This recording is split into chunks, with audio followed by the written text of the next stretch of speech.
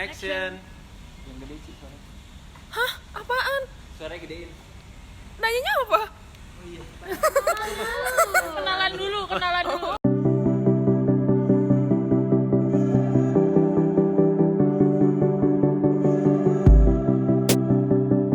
Halo, gue Ciara dari Antropologi 2019. Gue Ula, gue dari jurusan Sosiologi angkatan 2019. Kenalin, nama gue Virial Sabita, gue dari Ilmu Komunikasi angkatan 2019. Gimana sih cerita awal tahu informasi terkait MBKM? Tahu MBKM itu dari Prodi, jadi Prodi langsung nge-floor ada informasi kalau misalkan butuh nih mahasiswa-mahasiswa untuk ikut program Desa Cemara. Oke, jadi awal tahu informasi seputar MBKM itu dari akun-akun yang ada di Instagram. Terus dari akun-akun itu gue coba ngecek yang ada di website Kampus Merdeka, dan ternyata emang mereka lagi buka banyak banget opportunity buat magang dari perusahaan-perusahaan. Jadi cerita awalnya gue tahu MBKM itu awalnya itu tuh gue lihat di grup angkatan Kom 2019, grup angkatan gue. Itu ada yang share kayak webinar gitulah dari International Office tentang program MBKM ISMA. Cuma mungkin sekarang udah berbeda kali ya prosedurnya. Dan waktu itu yang nge-share itu pihak Adkesma. Jadi mungkin lebih di kanal Adkesma sih, gue taunya Adkesma jurusan gitu. Kenapa tertarik buat daftar MBKM di program yang dipilih? Soalnya gue ngerasa Desa Cemara tuh relate sama jurusan gue, soalnya dan juga kan karena Desa Cemara itu kan terjun langsung di lapangan. Nah, kebetulan di jurusan gue itu, di angkatan gue tepatnya, belum ada yang turun langsung karena waktu itu ketahan pandemi. Jadi gue penasaran dan gue ikut coba. Oke, jadi gue magang di Danan di program namanya Danan Student Apprenticeship Program. Di situ gue pilih Danan karena selain dia itu salah satu perusahaan FMCG impian gue, dia itu juga punya kontribusi yang besar buat Indonesia lewat produk-produknya. Terus dia punya culture yang bagus banget, kayak perilaku inklusif, terus juga dia peduli buat kesetaraan gender dan juga pemberdayaan masyarakat. Terus yang kedua, gue juga ngelihat ada banyak opportunity buat gue berkembang di sana lewat mentor-mentor yang profesional. Bahkan mereka tuh ngelihat kita itu punya potensi lebih dari sekedar educational background. Sebenarnya kalau dibilang tertarik tuh sebenarnya gue nggak sengaja sih, lebih ke nggak sengaja karena gue tuh waktu itu nyarinya itu bukan beasiswa kayak keluar exchange gitu, enggak, tapi gue nyarinya tuh beasiswa kayak UKT kayak gitu kan. Tapi pas gue lihat ada exchange dan emang kan waktu itu gue sempet pengen tapi kayak nggak pengen banget gitu, ya udahlah coba aja, kayak ya siapa tahu beruntung gitu kan. Dan iseng-iseng juga, apa salahnya mencoba kan gitu. Kira-kira gimana proses pendaftaran kegiatan MBKM tersebut? Pas pendaftaran itu sangat mudah, terutama bantuan dari Prodi. Jadi surat-surat itu langsung diurus sama Prodi, jadi langsung ke fakultas dan ke univ. Oke, jadi kalau di Distar sendiri kita ada 4 tahapan. Yang pertama ada tahap administrasi, itu kita lewat website Kampus Merdeka itu sendiri. Di situ ada beberapa yang kita submit, kayak ada CV, transkrip nilai, sama surat rekomendasi fakultas. Terus yang kedua ada tahap online assessment. Kalau di tahap online assessment itu kita ada 3 tahap tesnya. Jadi yang pertama itu ada tes buat psikotes, terus yang kedua ada simulasi kerja, sama yang ketiga juga ada tes kognitif. Nah, setelah lulus dari online assessment itu juga ada interview HR, dan yang terakhir ada interview user. Jadi proses pendaftarannya tuh dulu waktu itu gue sempat ngumpulin berkas, lumayan banyak sih berkasnya. Baik itu gue kumpulin ke tingkat departemen, fakultas, terus ke tingkat UI juga, sama ke pemerintahnya langsung juga. Tapi awal-awal itu yang harus gue dapet itu adalah surat rekomendasi dari universitas. Nah itu sebelum gue dapet surat rekomendasi universitas, gue harus ngumpulin kayak IPK, terus tes bahasa Inggris, dan gue kirim ke UI. Nah setelah gue kirim ke UI, baru tuh dapat surat rekomendasi dari UI, dan habis dapat surat rekomendasi gue baru bisa daftar ke web MBKM-nya kayak gitu. Boleh diceritain nggak apa yang dilakuin selama mengikuti kegiatan MBKM? Selama MBKM banyak banget yang dilakuin. Yang pertama pasti kita turun langsung, kemudian wawancara. Yang proyek akhirnya itu bikin sebuah program yang nantinya secara garis besar ini tuh community development di mana masyarakat itu nantinya bisa menyelesaikan masalahnya sendiri dengan kemampuan dan pengetahuan yang dimilikinya. Oke, jadi tadi gue magang di posisinya Sales and Business Development Intern dan gue ditempatin di Yogyakarta. Untuk sehari-harinya gue assist Business Development Manager untuk project Problem Solving through Data Management Innovation. Jadi singkatnya itu membuat dashboard monitoring sama koordinasi sama distributor untuk monitoring program yang lagi berjalan. Kegiatan MBKM sebenarnya banyak ya. Jadi gue itu waktu itu ISMA 3 bulan ke Amerika, tepatnya ke California, di kota kecil sih, namanya kota Davis. Gue di sana ya pasti kuliah di salah satu universitas namanya University of California Davis selama 3 bulan. Dan kegiatan yang gue lakuin selain kuliah, explore di daerah-daerah sana. Terus gue juga lebih banyak nggak ikut kayak organisasi formal gitu sih, cuma kayak kalau misalnya ada kumpul dari anak-anak internasional, biasanya tuh ada tuh tiap minggu, itu gue biasanya suka ikut kayak buat tukar insight, terus ngobrol-ngobrol. Tapi selain kayak gitu, selain yang tukar insight itu, kalau yang secara formal itu ada sih kayak join volunteering, terus biasanya ikut profesor ngeriset atau ya ngobrol sama profesornya. Gue juga sering sih ngobrol sama profesornya gitu, kayak mostly sebenarnya kalau di free time itu tukar insight sih sama exploring daerah-daerah di West Coast, berarti ya West Coast. Boleh diceritain nggak pengalaman yang paling berkesan selama mengikuti kegiatan MBKM? So far semuanya berkesan sih, terutama di mana pendekatan langsung ke masyarakat, karena secara nggak langsung gue menerapkan ilmu jurusan gue tanpa gue sadari, dan juga berkesan banget karena masyarakat itu langsung terbuka sih sama kita. Kalau paling berkesan sih, gue dapat lingkungan yang suportif dan mereka welcome banget sama gue, dan mereka tuh nggak cuma ngeliat gue sebagai anak intern, jadi gue dilibatin di banyak proses, di bisnis prosesnya juga, termasuk salah satunya market visit. Waktu itu gue market visit keliling Jawa Tengah, salah satunya ke Semarang sama Pekalongan, dan gue dapat banyak banget insight dari market visit itu. Paling berkesan mungkin lebih ke, karena gue di sana kan ya gue nggak pernah pergi sejauh itu kan. Pertama itu aja tuh udah berkesan banget gitu. Terus mungkin yang lebih bikin gue berkesan lagi karena gue di sana ditempatin di host family gitu. Jadi untuk di university gue itu kebetulan dormnya itu kayak di UI, kayak cuma khusus maba gitu. Jadi gue bukan maba, gue student exchange, jadi gue nggak bisa tuh di dorm. Nah, yang mengharuskan gue nginep di rumah host fam selama 3 bulan. Mungkin itu sih, karena gue jadi selain mengenal kultur belajar di sana, gue juga mengenal kultur rumah di sana, kayak gimana anak sama orang tua berinteraksi dan keseharian rumahan orang sana tuh kayak gimana sih. Itu sih kayaknya yang paling berkesan. Ketika mengikuti kegiatan MBKM, kira-kira ada perubahan positif nggak dari keputusan yang diambil? Perubahan positif pasti ada, secara nggak langsung kita nerapin apa yang kita pelajari di kampus, dan juga kita terjun langsung ngelihat masalah ada apa sih di masyarakat, kemampuan apa sih yang bisa dieksplor di masyarakat, dan itu pasti ngembangin pengetahuan kita banget sih. Perubahan positif banyak, tapi salah satunya yang paling kerasa buat gue adalah gue dapet banyak banget insight seputar ways of working di dunia profesional. Gimana ngehandle orang-orang dari banyak latar belakang, terus kerja sama dalam tim, sama buat problem solving, khususnya buat di dunia profesional.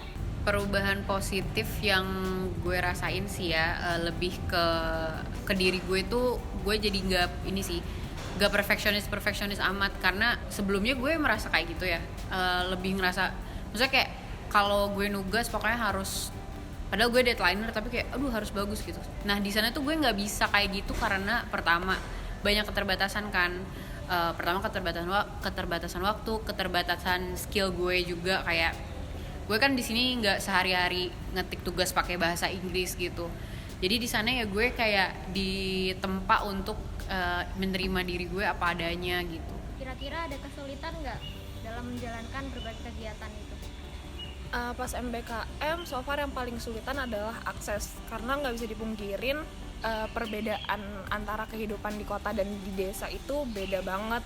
Terutama kita yang dari kota ketemu di desa, aksesnya akan lebih sulit, terutama dari akses transportasi, terus juga internet dan lain-lain.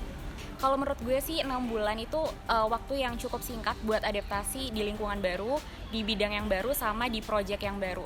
Dan challenge terbesarnya adalah di operational Excel. Jadi sebelumnya gue itu belum familiar sama Excel. Dan ternyata 90% dari pekerjaan gue itu require gue untuk bisa Excel. Dan emang awalnya agak struggling di situ, tapi ternyata seiring berjalannya waktu gue banyak belajar dari training yang di-provide sama Danan, dari mentor gue, sama dari tutorial-tutorial yang ada di internet. Itu ngebantu banget sih.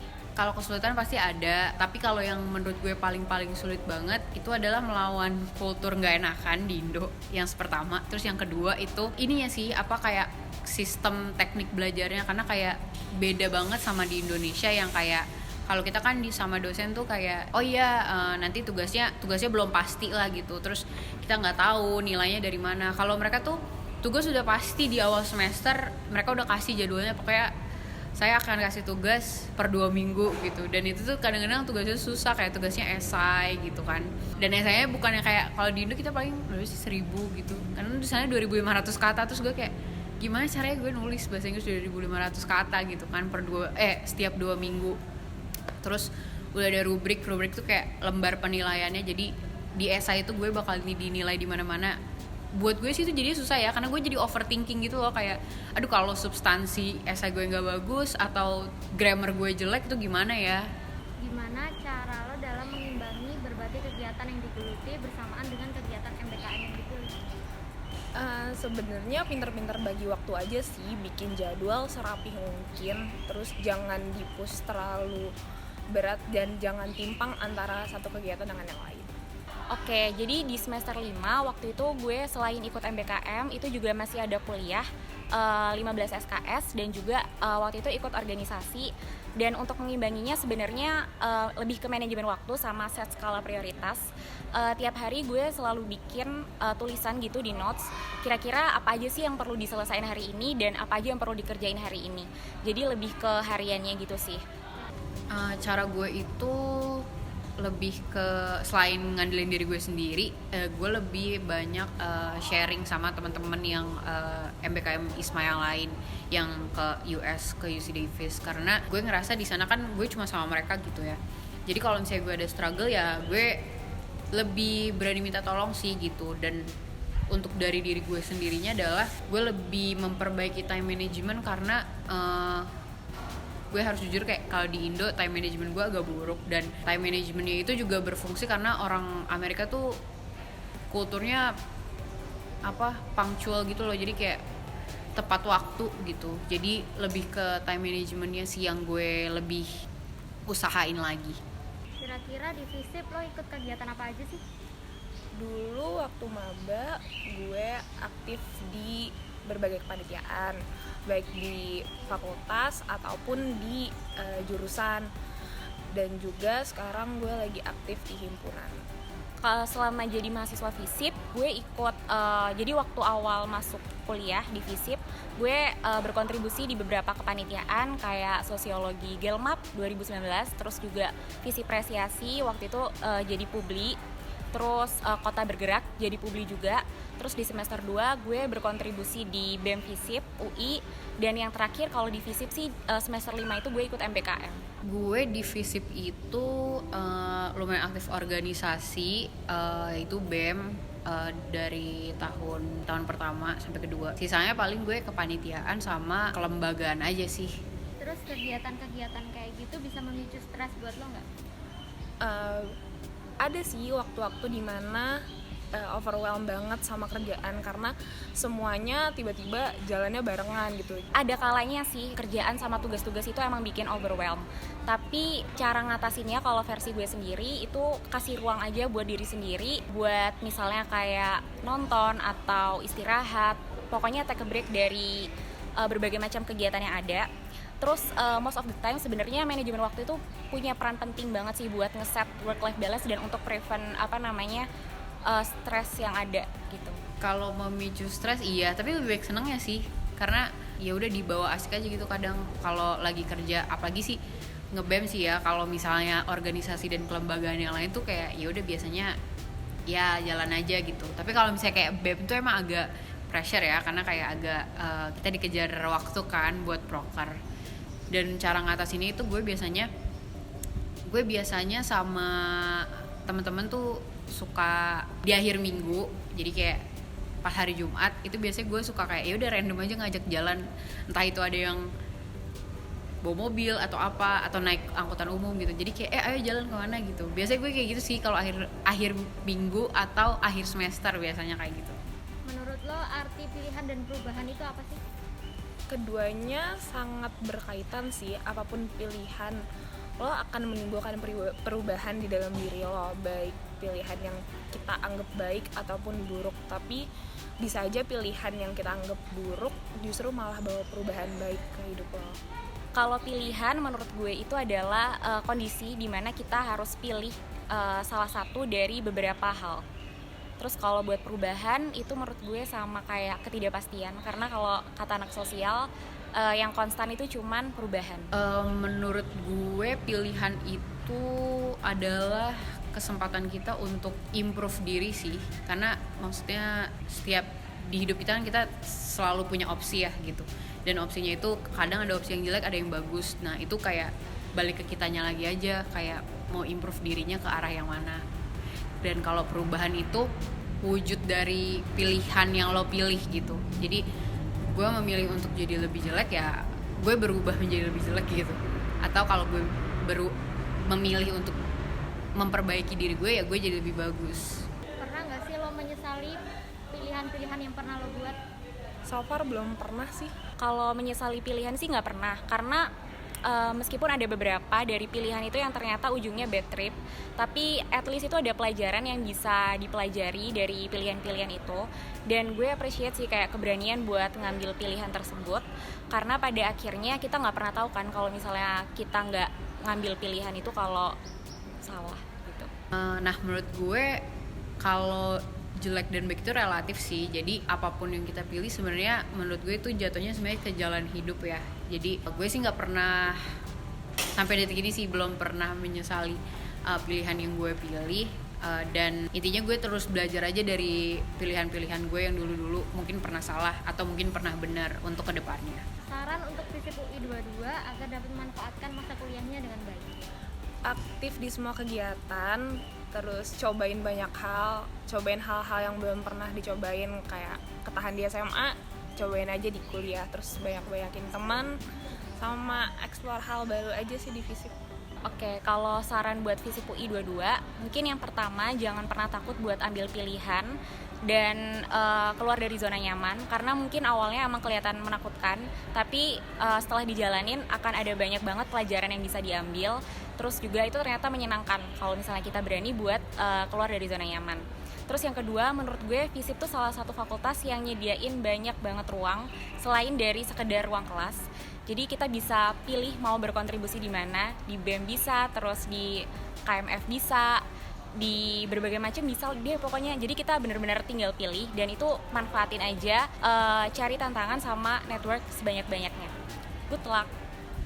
Saran gue manfaatin waktu kalian sebaik mungkin dengan cara cobain satu-satu kegiatan yang ada di FISIP ataupun di luar FISIP, di dalam fakultas ataupun di luar fakultas, karena kegiatan-kegiatan itu biasanya bisa dukung kalian juga di karir. Jadi tetap semangat nyarinya, dan mungkin taunya itu mau apa bukan pas tahun pertama atau tahun kedua, bahkan gue sendiri aja tahu gue mau apa tahun ketiga dan keempat. Jadi kayak nggak pernah ada kata terlambat sih untuk kayak nyari tahu yang lo suka dan yang lo bakat tuh apa.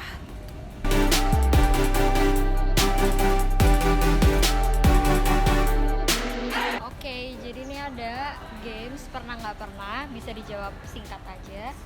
Yang pertama, pernah nggak pernah ngerasa salah jurusan? Pernah, karena maunya krim. Pernah, karena dulu emang sebenarnya tertarik di jurusan ekonomi, tapi setelah masuk di sosiologi ternyata banyak banget belajar. Jadi it's okay. Pernah. Waduh.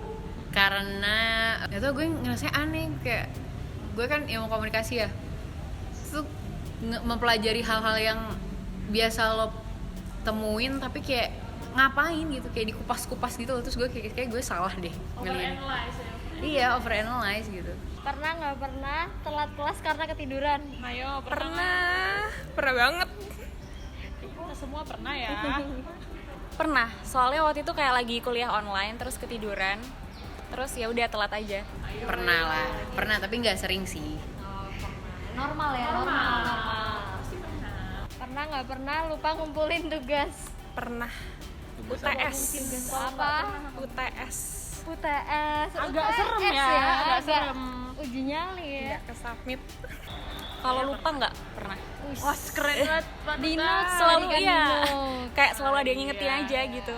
Enggak, gue nggak pernah lupa ngumpulin tugas. Tapi kalau telat, iya pernah. Itu hitungannya oke, bukan lupa Iya. ya. Nggak lupa kan tuh Oke, ngumpulin. bukan lupa ya, bukan lupa. Ngumpulin. Tetap. Pernah nggak pernah ikutan kelas pagi dan nggak mandi, cuma cuci muka? Sering banget, apalagi kelas offline. Oh, offline ya, bukan online. Iya. Oh, offline. Dari lab, Bener, dari lab, offline. Oke. Kayaknya nggak pernah deh. Nggak Belum sempet. Agak rajin ya pagi-pagi. Agak rajin, iya. Prepare. Agak rajin. Morning person. Iya, Morning person. Pas offline. Kayaknya 45% deh ya. 45% kelas gue kayaknya iya pernah. Iya, normal. Oke. Pernah nggak pernah mau ngumpulin tugas pas deadline tapi emas down? Nggak pernah. Karena gue bukan deadliner. Oh, mantap, aman. panutan. Pernah. Iya, kayaknya emang Sering hampir sih, semua, Mas. Iya. hampir semua mahasiswa. Iya, bener Iya, ya. benar. Pernah banget apalagi pas online itu ya ampun gregetan, siapa yang mau ditelepon, siapa yang mau dimarahin kan. Kalau di kelas enak ya. Keluarga fisik pernah. Iya, pasti pernah ya. Next. Lagi Zoom kuliah tapi sambil ngerjain tugas matkul lain. Nggak pernah. Pernah banget. Selama kuliah online sih. Iya, sambil buka tab lain. Iya. Nah, YouTube contohnya. Aduh, bahaya ya. Pernah dong, pasti pernah. Apalagi pas offline, offline. Kan time manajemen, Apa manajemen? Oke. efisien. waktu, Ya. Pernah nggak pernah capek tugas terus jadinya nangis sambil kayang? Nggak pernah. Nangisnya doang. Kayaknya Kayaknya enggak. kirain mau akrobat. Nah, siapa tahu ya. Agak Kayang. random ya. Pertanyaan agak random, nggak pernah sih. Agak gimana ya kayang? Iya. Sedih banget ya. Sedih banget. Agaknya Pernah sampai meraung-raung kali ya. Susah nggak gitu. kayang berarti dong. Enggak. Ya? Kalau kayak susah kan bisa. Iya, susah. Selesai. Sudah, selesai. Yeay. Sudah. Makasih semuanya. Thank you. Oke, terima kasih semua.